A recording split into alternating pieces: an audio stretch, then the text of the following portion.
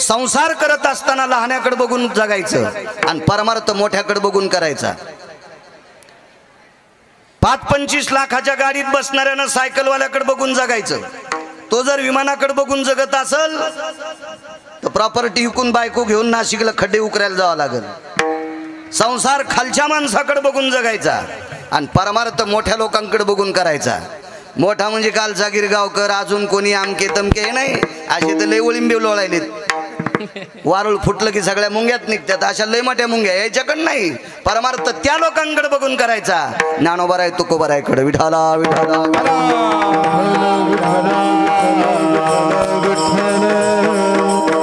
म्हणून आधार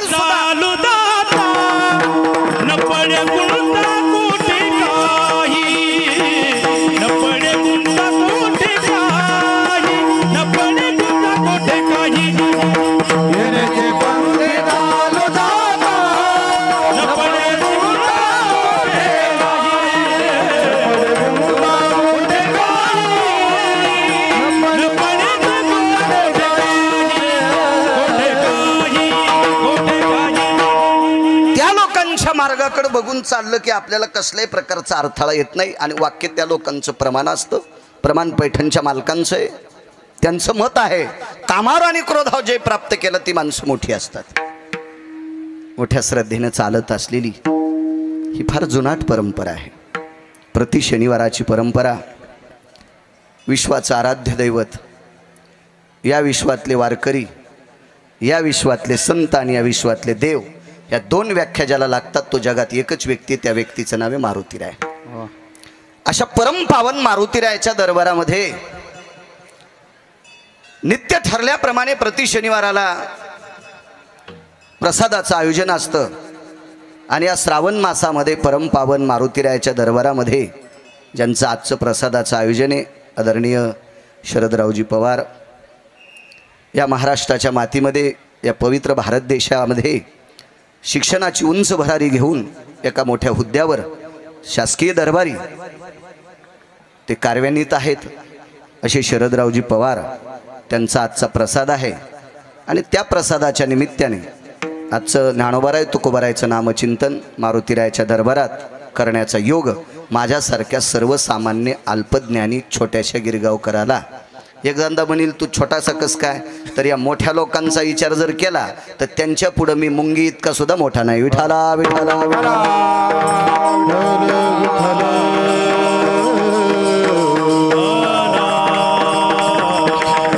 वारकरी संप्रदायात पैशात महाराज मोजायचा नाही। वारकरी संप्रदायात प्रॉपर्टीत महाराज मोजायचा नाही। किती मोठ्या गाडीत आलाय त्याच्यात मोजायचं नाही। वारकरी संप्रदायाची श्रीमंती आचरणानं मोजायची असते। विठाला विठाला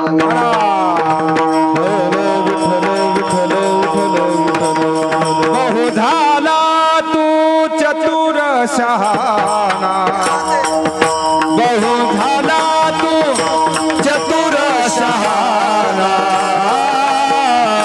शुद्धाचरणा चुकू नको, शुद्धाचरणा चुकू नको।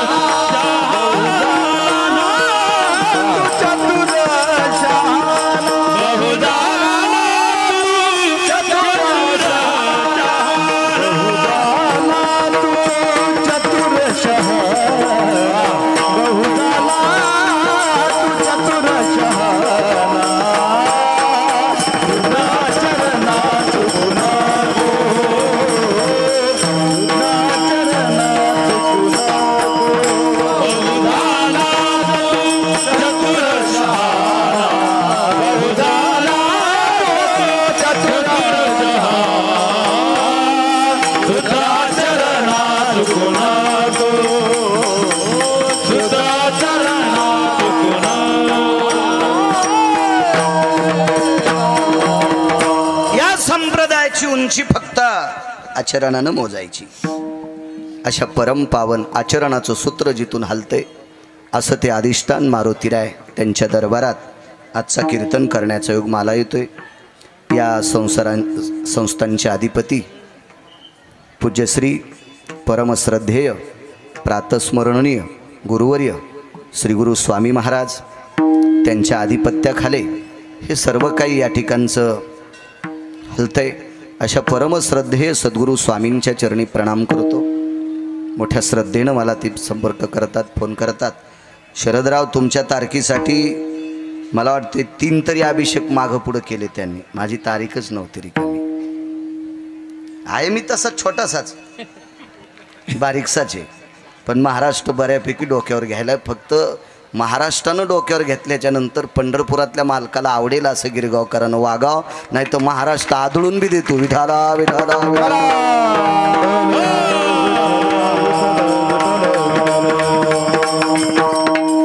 म्हणून मला स्वामीजींनी सांगितलं, शरदरावांनी आदरणीय दिगंबररावांनी, की तुमच्या बाबतीत अभिषेकाच्या बाबतीत सांगितलंय. माझ्यासाठी त्यांना बेजारं व्हावं लागलं, त्याबद्दल मी माफी मागतोय. नित्याप्रमाणे ठरलेला प्रसाद आदरणीय शरदराव त्यांच्या धर्मपत्नी आदरणीय वर्षाताई इथं जवळच या भिशे परिवारामध्ये दिगंबररावांच्या त्या कन्या येतात. एका छोट्या खानी खेड्यामध्ये मातीशी काळ्या मातीशी नाळ असलेल्या कुटुंबात त्यांचा जन्म झाला. आणि या पती पत्नीने उंच भरारी घेतली. शैक्षणिक क्षेत्रात उंच शिखर गाठून मोठ्या हुद्द्यावर आदरणीय शरदराव आहेत. आणि वर्षाताईंच्या बाबतीत मारुतीराय ही बलाची देवता आहे. मारुतीराय ही बलाची देवता आहे आणि बलाचीच प्रक्रिया या महाराष्ट्रात चालावी अशी म्हणजे बऱ्यापैकी ज्या जिमला फार मोठा असं पुरस्कृत केलेलं आहे असं परम बलाचं अधिष्ठान जिमचा कारोबार आदरणीय वर्षाताई सांभाळतात. कारण एखाद्या वेळेस संसारात 6 गोष्टी प्रारब्धान भेटत असतात. मी फक्त आम्हाला बोलतोय, तुम्हाला नाही.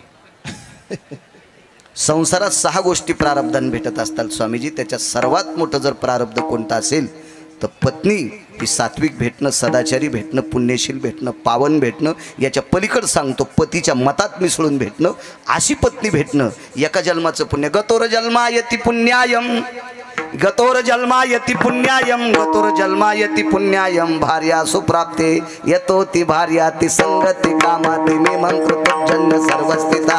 भार्यार भवेयति पुण्यायति षडा जायते न क्रियंजना. प्रपंचो यति भवति जायति मिथ्या स्वरूपान सर्वस्थिता. मिथ्या स्वरूपान सर्वस्थिता. मिथ्या स्वरूपान सर्वस्थिता. धर्मानुरागिनी भयंती व्याप्तीन द्रव्या भयंती सर्वस्थिता. भोक्तव्याति यानी वात्सल्यायाति ती पुनिंतायन्ति सर्वस्थिता. अशी परम पावन पत्नी भेटणं याच्यासाठी कितीतरी जन्माचं. गतोर जन्मम गतोर जन्मम गतोर जन्मम यति पुण्यायाम. आणि 5-25 पिढ्याचं पाप उतू आल्यावर देहूतले मालक सांगतात, कर कसे संगती दुःख उदंड भजती. दुःख उदंड भजती. दुःख उदंड भजती. कर कसे संगती दुःख उदंड भजती. दुःख उदंड भजती. दुःख उदंड भजती. कर्कसे संगती दुःख उदंड फजिते. मला असं वाटतंय तुमच्या प्रपंचात शरदराव गोड अशा प्रकारची धर्मपत्नी प्राप्त झाली. ती आमच्या भिशे परिवारातली लेक आणि तुमच्या पवार परिवारांची लक्ष्मी आणि सून म्हणावं लागेल. आपल्याकडं ग्रहलक्ष्मी पहिला शब्द होता. आता वैचारिक पातळी हलवलेली नालायक माणसं पाश्चिमात्य संस्कृती अंगावर घेऊन बाकीचे शब्द चिटकवलेत. ह्या हरामखोरायचं ऑपरेशन कुठंच होणार नाही. विठाला विठाला विठाला.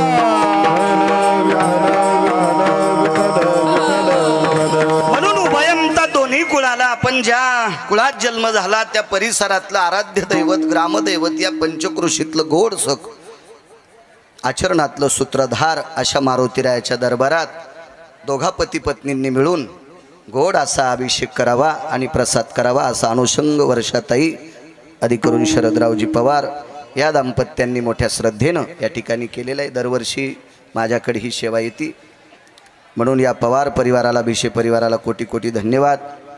उपस्थित स्वामीजींच्या चरणी प्रणाम करतो. मृदंग क्षेत्रातलं दाविण्यपूर्ण रत्न चंद्र सूर्यासारखे तेजस्वी आदरणीय हरिभक्तीपरायण मंगेशजी महाराज आहेत. हरिभक्तीपरायण कृष्णाजी महाराज हे तोडीस तोड टोकाचं रत्न वारकरी संप्रदायाला लाभलेले हे मृदंग क्षेत्रातले, त्यांनाही प्रणाम करतो. गायन क्षेत्रातले आज बुलंद तोफी आहेत आदरणीय या परिसराला लाभलेले गायन क्षेत्रातले पंढरीनाथ महाराज कदम बुलंद तोफे, बालासाहेबजी महाराज सुरेगावकर गायन क्षेत्रातली बुलंद तोफ आहे. आणि आदरणीय याच गावातलं रत्न हरिभक्तीपरायण आमचे महादेव महाराज बऱ्यापैकी इथलं नियोजन चालवतात, त्यांनाही धन्यवाद. आणि कीर्तनात प्रमाणाच्या बाबतीत जर बोलायचं झालं तर शेळे कुत्रे डुकरं धरणारे वाघ मी खूप पाहिले, पण प्रमाणातला वाघ म्हणलं तर उतरेश्वर बापू विठाला विठाला. तसेच रामेश्वर महाराज गायन क्षेत्रातली बुलंद तोप, त्यांच्याकडे बऱ्यापैकी विद्यार्थी आहेत. नारायण बाबाची कृपा आहे, त्यांच्या वांगीवर बऱ्यापैकी भजनी मंडळ आहेत. ही संपूर्ण विद्यार्थी उद्या भविष्यातली ज्ञानोबाराय तुकोबारायचे पाडे तुमच्या पुढे सांगणारी. गिरगावकर मेल्याच्या नंतर हे आहेतच ना, माझ्या वयातले मेल्याच्या नंतर उद्या भविष्यात ज्ञानोबाराय तुकोबारायचे पाडे सांगणारे हे सात्विक महाराज आहेतच. या वारकऱ्यांना सुद्धा मस्तक माझा पायावरी या वारकरी संतांच्या विठाला विठाला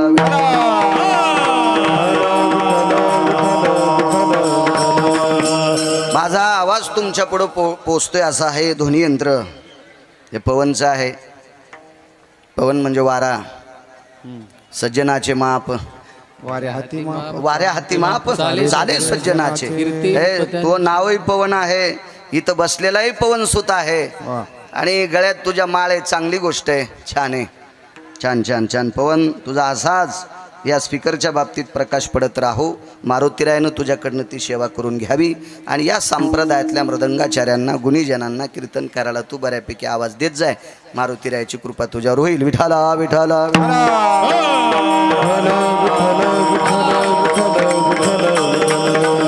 कॅमेरावाल्यालाही धन्यवाद. जरा हिशोबात राहत जा. मागे या चोपदाराची मुलाखत घेतली, हो, हे चोपदारही पाय घसरले आणि गोळ्या संपल्यासारखं बोललं. ते आमच्याच परिसरातले. तेव्हा माणसानं शेळीनं पांदीनं चरलं पाहिजे, गाईनं पडकात चरलं पाहिजे, आणि तिफणीच्या बैलानं राखलेल्या बांधाव चरलं पाहिजे. याची लायकी सांभाळली पाहिजे. शिवाजी बुवा विठाला विठाला.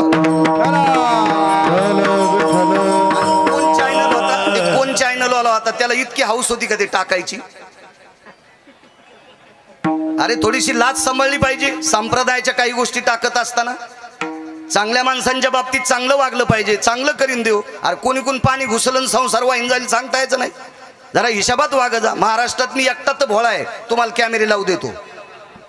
शरदराव लावू देत नाहीत आमची लोक कॅमेरे. मला काय वाटत नाही, आपल्या हौदात पाणी भरपूर आहे, ज्याला आंघोळ करायची त्याला करा. ज्या दिवशी संपल त्या दिवशी निघला कापूशाचा गिरगावकर विठाला विठाला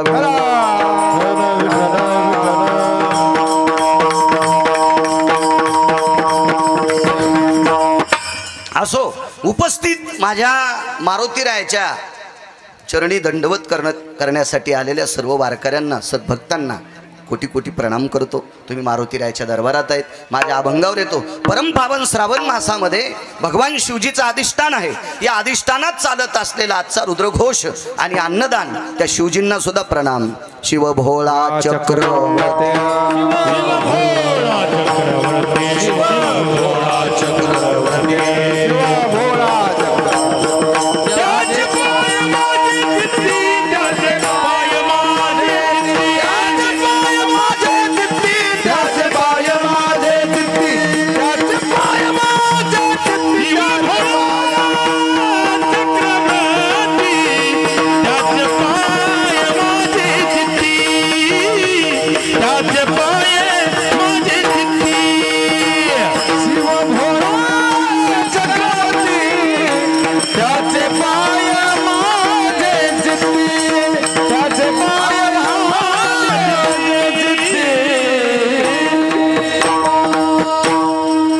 शिवजीच्या चरणी साष्टांग प्रणिपात करतो. आजचा पर्वकाळ सांगू किती गोड आहे.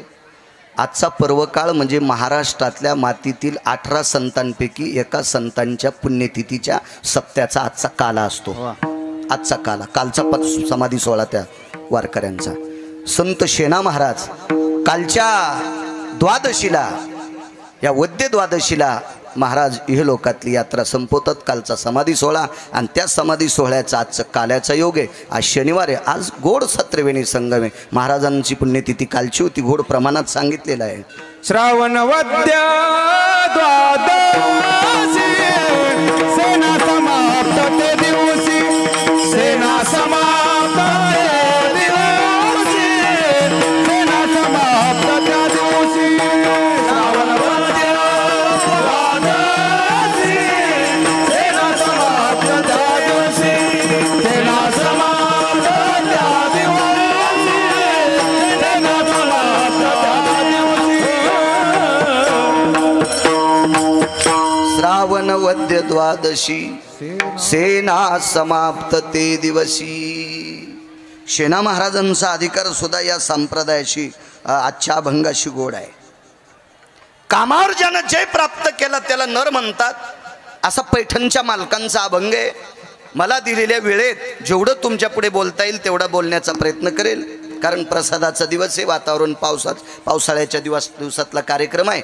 त्याच्यामुळं फार बोलणं, सगळ्यांच्या तोंडात प्रसाद जावा, मुखामध्ये प्रसाद जावा असा अनुषंग यजमानाचा असतो, माझाही आहे.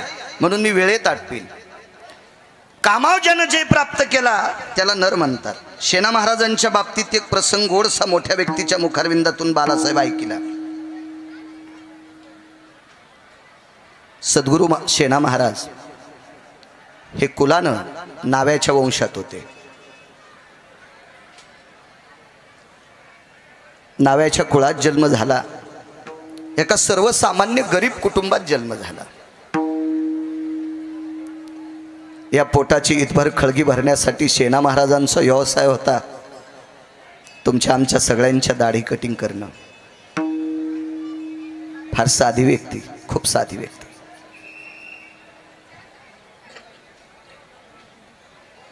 सेना महाराज पंढरीला गेले. कामावर सांगतोय. पंढरीच्या मालकाचं दर्शन घेण्याकरता सेना महाराज पंढरपूरला पोचले. चंद्रभागेचं स्नान आटपलं. मारुतीराय किती मोठे ते गिरगावच्या बाळूला कितीक सांगता येईल, तरी पण सांगण्याचा प्रयत्न करेल. चंद्रभागेचं स्नान आटपलं. नगर प्रदक्षिणा झाली. मंदिराच्या जवळ येऊन कळसाचं दर्शन घेतलं. मंदिराची पाठभिंत पाहिली, कारण पंढरीतल्या मालकाची पाठभिंत पाहण्यात फार मोठी शक्ती आहे. पाहता राऊळाची पाट तीर्थे घडली 360 तीर्थे घडली 360 तीर्थे घडते 360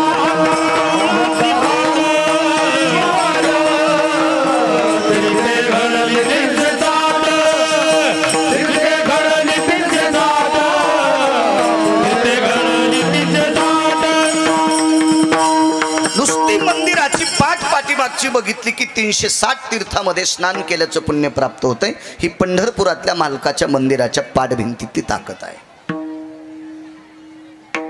त्याही भिंतीचं दर्शन घेतलं. महाद्वार आज जिथं नामदेवरायांची समाधी, चोखोबरायची समाधी, तिथनं आतमध्ये प्रवेश केला. डाव्या हाताला भगवान शिवजींचे सुपुत्र भगवान गणेशाची स्थापना आहे आणि उजव्या हाताला आपल्या मराठवाड्यातल्या वारकऱ्याची समाधी आहे. त्या वारकऱ्याचं नाव आहे जळोजी मळोजी नावाचे पांचाळ. पांडुरंगाच्या मंदिरात महाद्वारात प्रवेश करत असताना उजव्या हाताला आपल्या मराठवाड्यातल्या वारकऱ्याची समाधी. पांडुरंगाच्या मंदिरात त्या व्यक्तीचं नाव आहे जळोजी मळोजी नावाची पांचाळ होती, ती त्यांची समाधी आहे.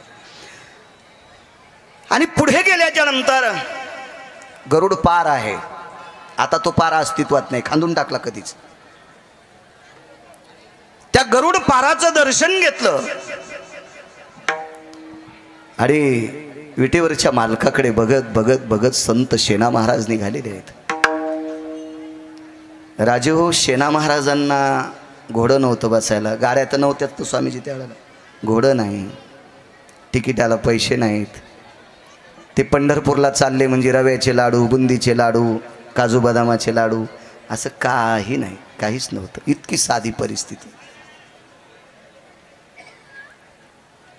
वैकुंठवासी मंगेशबुवा माधव महाराज मगर सांगायचे तुम्हाला जवळ होते, वैकुंठवासी माधव महाराज मगर सुरज खेडकर सांगायचे, बालासाहेब तुम्हालाही जवळ होते. शेणा महाराज वारीला चालल्याच्या नंतर भूक लागली.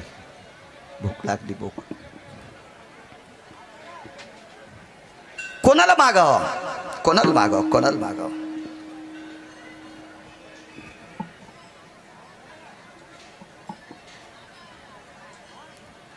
कर्मनो गहनो गती प्रारब्ध इतकं गोड होतं, पिशवीतलं साहित्य काढायचं विसरले होते. काय साहित्य असेल स्वामीजी?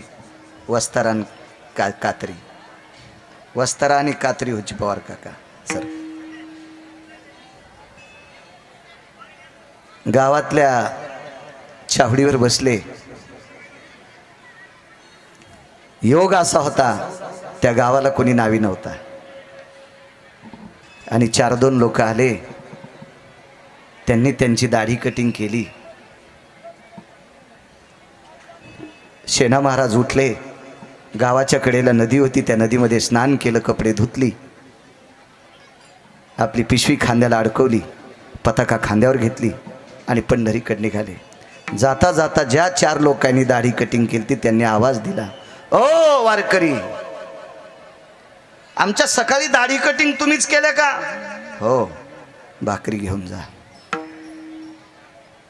परिस्थिती किती नाजूक असेल कल्पना करा. महाराज पंढरपूरला वारीला जाण्यासाठी भाकरीसाठी रस्त्यात दुसऱ्याची दाढी करावं लागते. त्यावेळेला पोटाची खळगी भरते. इतका गरीब वारकरी, इतका गरीब वारकरी. मालकाच्या भेटी करता, दर्शन करता निघाले. मंदिरात आतमध्ये गाभाऱ्याच्या जवळ प्रवेश केला.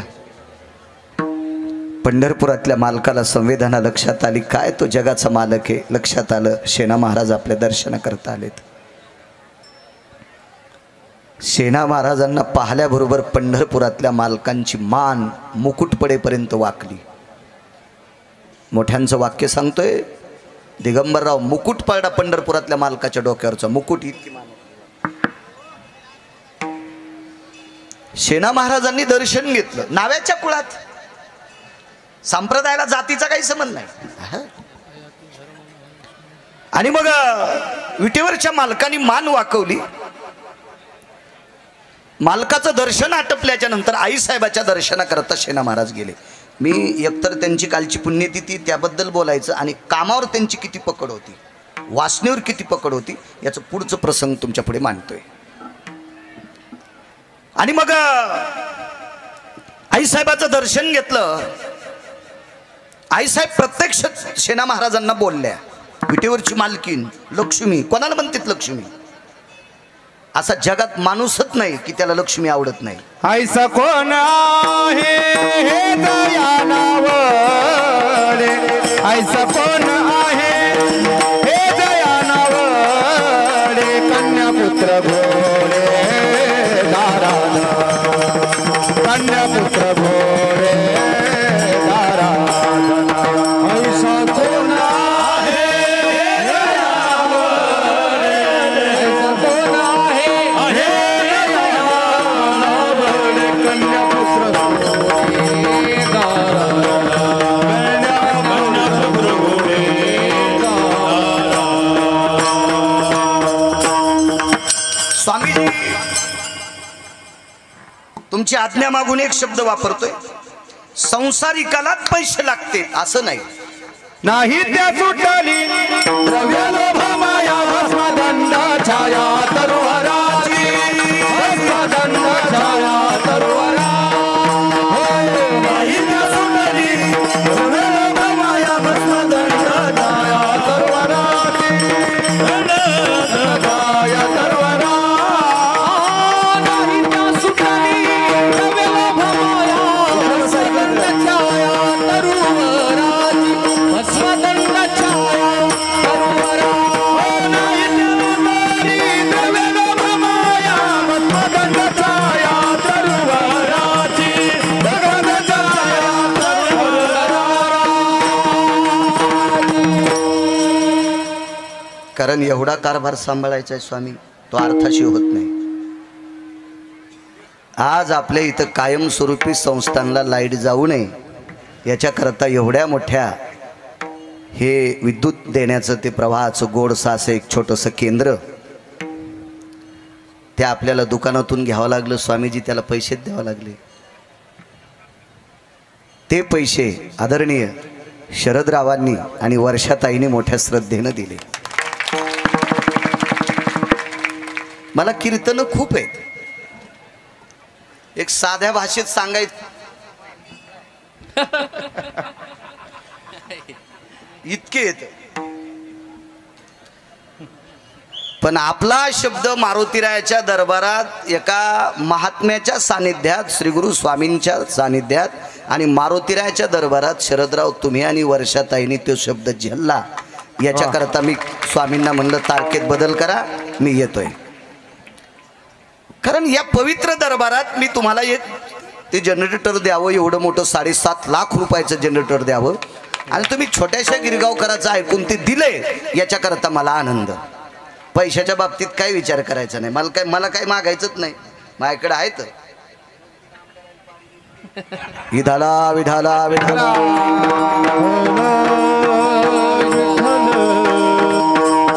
कारण मंडळी एक हे, लेकर 2 हे, ताई हे आणि वडील 90ला गेले, त्याच्यामुळे तितकं धाकायपुरतं आहे ना आपल्याजवळ. त्याच्यामुळे मला काही तुमच्याकडे हात पसरायची गरज नाही. देता असताल तर नाचून देता. पण आमचा शब्द ऐकून तुम्ही 7.5 लाख रुपयाचं जनरेटर माझ्या मारुतीरायाच्या दरबारात कायमस्वरूपी दिवा लावण्यासाठी दिले. माझ्या मारुतीरायाच्या कृपेने प्रसन्न असे भक्तीचे आणि कर्तव्याचे दिवे तुमच्या घरात लागतील अशी मारुतीरायाच्या चरणी प्रार्थना करतोय. विठाला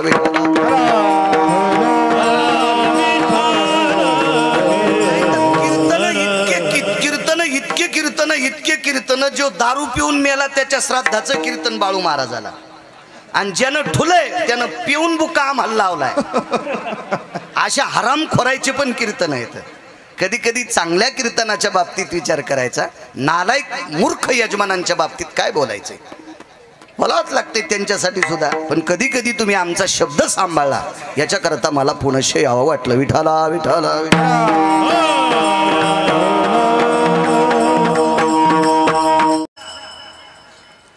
आईसाहेब बोलत होत्या. लक्ष्मी येऊन चाललो होतं ना बापू. आईसाहेब बोलत होत्या आणि आईसाहेबांनी विचारलं, सेना महाराज आज तुम्ही थोडे नाराज आहात, काय झालं तुम्हाला नेमकं, काय झालं. सेना महाराजांनी सांगितलं, माय एक बोलू तुम्हाला. बऱ्यापैकी वारकरी मालकाच्या दर्शनाकरता आल्याच्या नंतर त्या वारकऱ्यांनी मला सांगितलं, देव माझ्याकडे बघून हसले, देव मला बोलले, देवाने विचारलं तुझं काय चाललंय. आईसाहेब मला नाही बोलू द्या, माझ्याकडे बघून नाही हसू द्या, माझं काय चाललंय नाही विचारू द्या, पण मी दर्शनाला आल्यावर मान खाली घातली. माझं काय पाप आहे, माझं काही चुकलंय का माझ्याकडे बघून प्रभू मान खाली घालतात विटेवरचे मालक. मी दर्शनाला आल्याच्या नंतर त्यांचा मुकुट पडला आईसाहेब, त्यांच्या डोक्यावरचा मुकुट खाली पडला, इतकी मान खाली वाकली. पुजाऱ्यानं पुन्हा मुकुट अडकवला आईसाहेब, त्यांची मान वाकली देवाची माझ्याकडे बघून. असं माझं काय चुकलंय. महाराज पंढरीतल्या मालकिनीनं सेना महाराजांना सांगितलं, सेना हे बाळा मी नाही बोलत बरं, आईसाहेब बोलतात पंढरीपुरातल्या. सेना महाराजाला आरोतुर बोलायची काय गिरगावकराची टप्पर आहे, मरण न सकाळच्याला. सेना महाराजाला पंढरीतल्या मालकीन आईसाहेब म्हणतात, सेना आज संध्याकाळी 10-10:30 वाजता शेज आरती होत असते आणि शेज आरती झाल्यावर आम्ही दोघंच आहेत, मग तू ये बरं. सेना महाराजांनी ती वेळ स्वामीजी साधली आणि सेना महाराज पोचले तिथं. महाराज देवाच्या लक्षात आलं सेना आलेला आहे.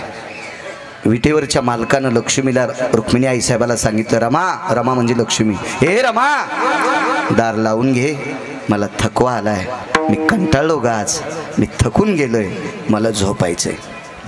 आणि प्रभू झोपलेले आहेत. तसं तर मंत्रोच्चार झालतात, आता स्वामी सुखे निद्रा करा गोपाळा, आपुलाले मनोरथ जातो आपुल्या स्थळा.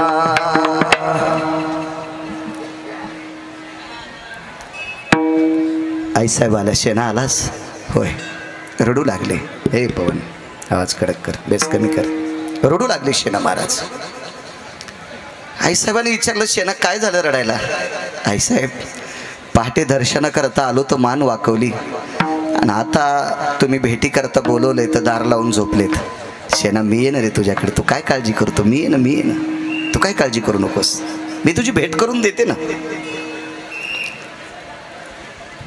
आईसाहेबांनी दार थोठावलं, दार उघडलं आणि पंढरीतल्या मालकाने एकट्या लक्ष्मीला मध्ये घेतलं. शेणा महाराजाला मध्ये येऊ दिलं नाही.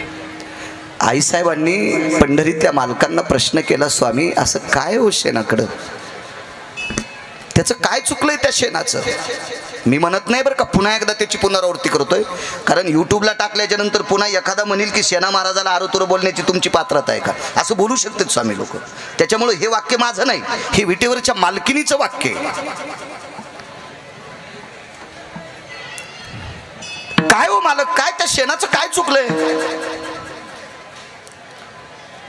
अहो, पोटासाठी इटभर खळगी भरण्यासाठी लोकांच्या दाढ्या कटिंग करणारा वारकरी आहे.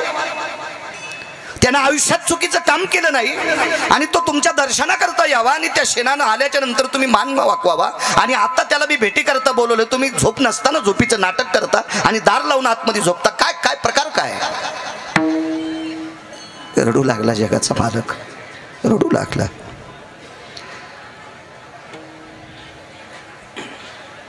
महाराज, असं एकही दुःख नाही की ते दुःख झाल्याच्या नंतर बायकोच्या हृदयाला हृदय लावून रडण्याचं एकही दुःख जगात नाही. आतापर्यंत एकही नवरा बायकोच्या हृदयाला हृदय लावून रडला असेल असं नाही बाळासाहेब, तसं दुःखच नाही. पण जगाच्या पाठीवर एकाच ठिकाणी क्रांती झाली, तो जगाचा बाप विश्वाच्या मालकिनीच्या हृदयाला हृदय लावून रडत होता. रमा, हे लक्ष्मी, हे लक्ष्मी. शेणा आल्याच्या नंतर मी मान वाकवतो याचा अर्थ शेणाची चूक आहे असं नाही ग. शेणाकडे बघण्याची हिम्मत माझी नाही. कोण म्हणते माहितीये? पंढरीतला मालक. देखवी ऐकवी एक नारायण. तुम्हाला आणि मला किती दिवस जिवंत ठेवायचं आणि कोण्या दिवशी मळ्यात नेऊन फुकायचं, ज्याच्या हातात आहे त्याला जगाचा बाप म्हणतात. कोणाच्या कृपेने सूर्यप्रकाश आहे?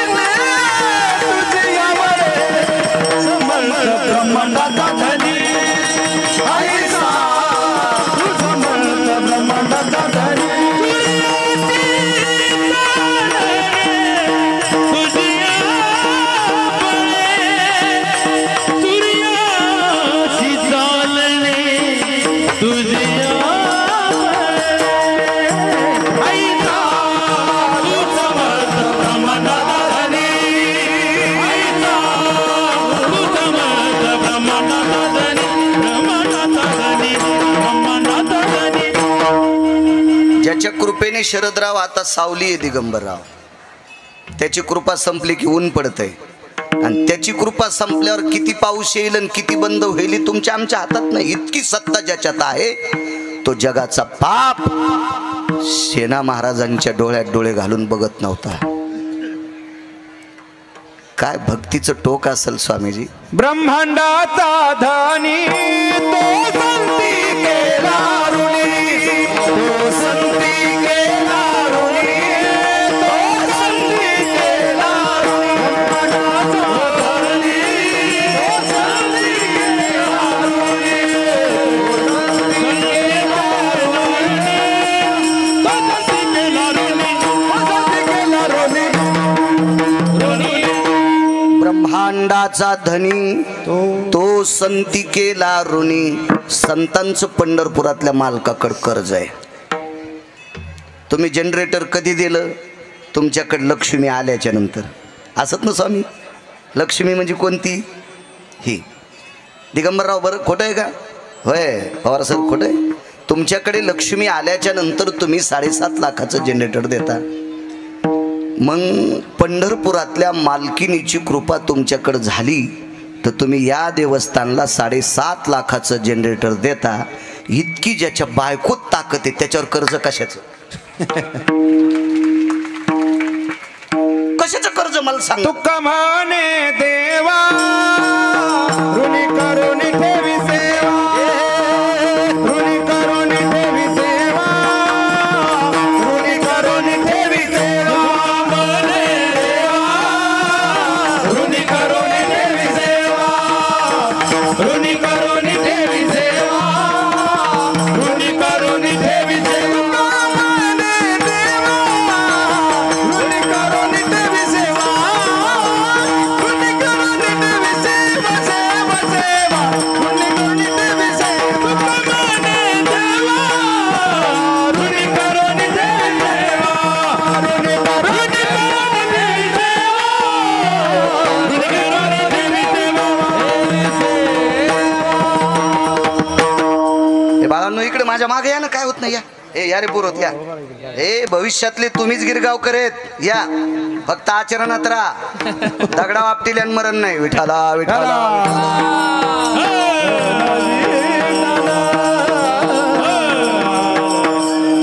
मी इतका कडक बोलतो ना, मी फक्त एकच पाप केलं, कीर्तनाचे पैसे घेतो. गळ्यात शपथ, ते पण लग्न केल्यामुळं घेतो. लग्न केलं नसतं तर काय करायचं, मागणं पुढं फुफुटा उड. नाही तर बाकी कवडीचं पाप नाही. कोणती मशीन लावा गिरगाव करायला. विठाला विठाला विठाला.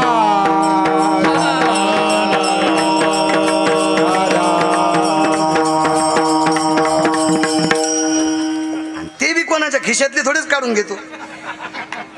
असं ऐक नाही बरं स्वामी. मान वाकली, विश्वाला सुखी करण्याची ताकद लक्ष्मी. ते लक्ष्मीच्या पतीकडे कर्ज कोणाचं आहे? भक्तीचं कर्ज. एक वाक्य सांगतो बापू, रात्री आपण हा पुरावा सांगितला. शेना महाराजानं भजन केलंय स्वामीजी, इतकं कर्ज नाही. शेना महाराजानं पंढरीतली वारी केली, इतकं कर्ज नाही. नाव्याच्या कुळातला साधू, हे कर्ज नाही बाळासाहेब. सेना महाराज ज्या घरी ज्या वेळेला पानगं मागण्यासाठी जायचे, पानग्याला नंतर नाव पडलं भाकरी. भाकरी त्यावेळेला दारात जाऊन, अरे इकडे येऊ द्या ना, काऊन बसायले रे, इकडे येऊ द्या रे, बस द्या असं द्या. राहू द्या. असे उभे राहिले माझ्यासारखे निब्बर कीर्तनकार होते ना ते. गरज आहे काळाची. पुन्हा संप्रदायातल्या वक्त्यानं भेलं नाही पाहिजे, प्रखर बोललं पाहिजे. या या बाळांनो इथे या. माय या रे, या या या या इथे, इथं इथे डबल. मोठा पाठीमागन, लहाना पुढे. विठाला विठाला विठाला.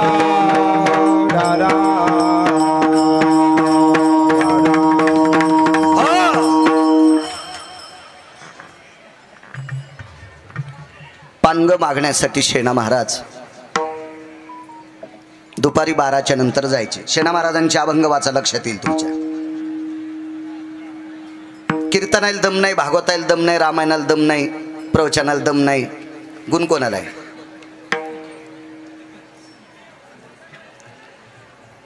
दाढी कटिंग करणाऱ्याला नियम किती आहेत हे बाजूला राहू द्या, पण करून घेणाऱ्याला किती नियम आहेत याचा नियम आहे. तुम्हाला काय नियम सांगायचे? आमच्या मित्रानं दाढी करायची, लगेच लिपस्टिक लावून भागवत सांगायचं.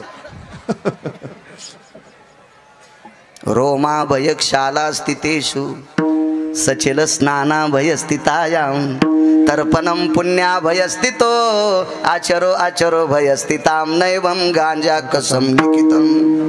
हे काय गांजा फुक्यान लिहिलंय का? केस कापल्याच्या नंतर सचेल स्नान, मातीला गेल्यावर सचेल स्नान, राख सावडायला गेल्यावर बाळासाहेब सचेल स्नान पंढरनाथ बुवा, आणि केस कापल्याच्या नंतर सचेल स्नान. चलता चलता दाढी करीतून लगेच पटका बांधितू. तुला पाहणं म्हणजे गाय कापल्या इतकं पाप सांगितलं. विठाला विठाला. किती स्नान शेणा महाराजांचे. पहिलं स्नान आटपलं की देवपूजा. पवार सर, दाढी कटिंग आटपल्याच्या नंतर पुन्हा स्नान करणं, मग पानग मागणं. शास्त्रामध्ये 3 लोकांना निषेध सांगितलं, ते इथं मी वर्णन करत नाही त्याचं. शुद्ध स्नान करून पानग मागण्यासाठी गोपीचंद कपाळाला लावलेला कृष्ण बुवा आणि दारात आवाज द्यायचा माय. मंगेश बुवा शेना महाराजांचे डोळे कधीच वरी गेले नाही, कधीच नाही, कधीच नाही.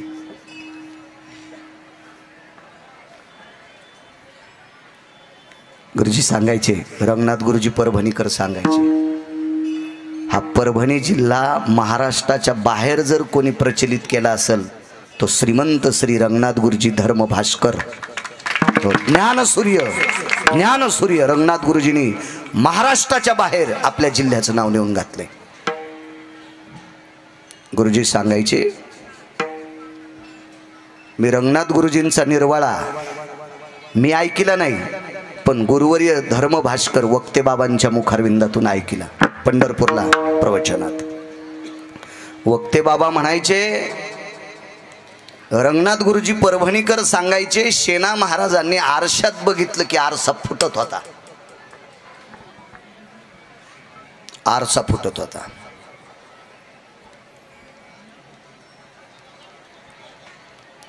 ज्या वेळेला एका राजाची मालिश करण्याकरता गेले, त्याला आरसा दाखिला तर आरशात त्याला पांडुरंग दिसत होता.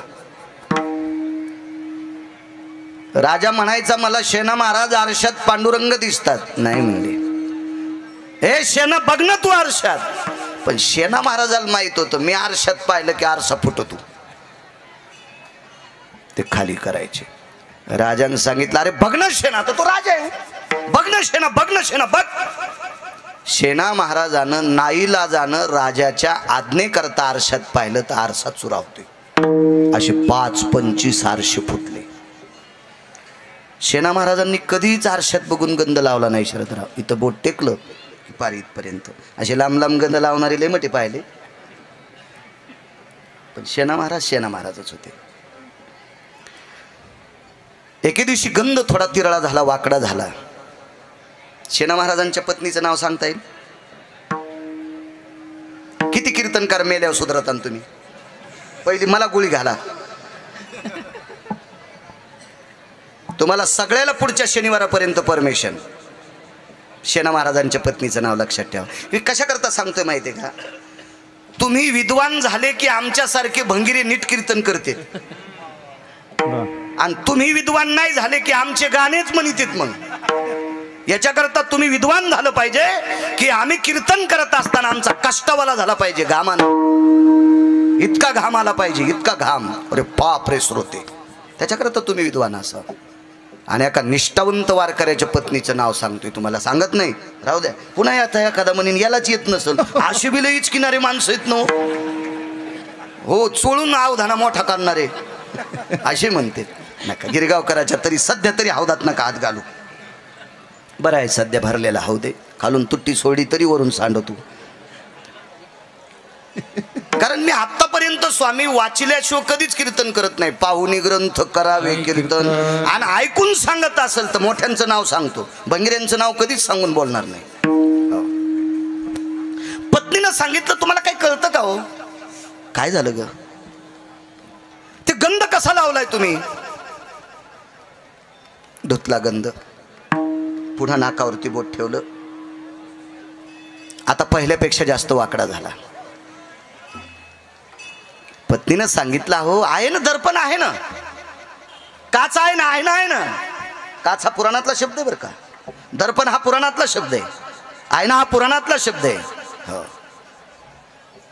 दर्पणाची निहारे मालकांचा शब्द आहे, मालकांचा शब्द आहे, आळंदीतल्या मालकांचा. दर्पण म्हणजे आरसा. बघा ना, लटकवला भिंतीवर आरसा, बघा बघा. प्रिय, त्या आरशात बघितलं असतं, पण त्या आरसा म्हणजे माझ्या वडिलांची अनामत आहे. शेना महाराजांच्या वडिलांनी घेतलेला आरसा होता, आणि हा आरसा जर मी पाहिल्याच्या नंतर फुटला तर तो आरसा घेण्यासाठी आपल्याकडे पैसे नाहीत. आणि कसा फुटन तो? मी रोज बघते, आपली लेकरं रोज बघतात तरी फुटत नाही, आणि तुम्ही पाहिल्यावर कसा फुटन? नको ग नको, फुटतोय आरसा. महाराज स्त्री, ज्याला स्त्री हट्ट म्हणतात, राजहट्ट, बालहट्ट आणि स्त्री हट्ट. राजहट्टासाठी आरशे 5-25 फुटले, आणि स्त्री हट्टासाठी एक आरसा फुटला, पाहिल्याबरोबर आरसा फुटला.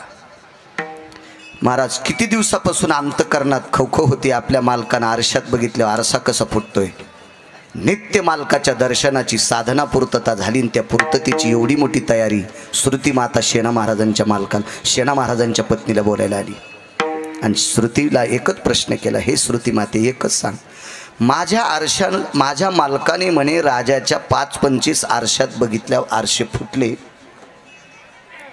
माझा मालक दर्शना करता गेल्याच्या नंतर पंढरीतला मालक मान वाकवतोय, याचा पुरावा मला कळाला, त्यांच्याकडे भक्तीचं कर्ज आहे.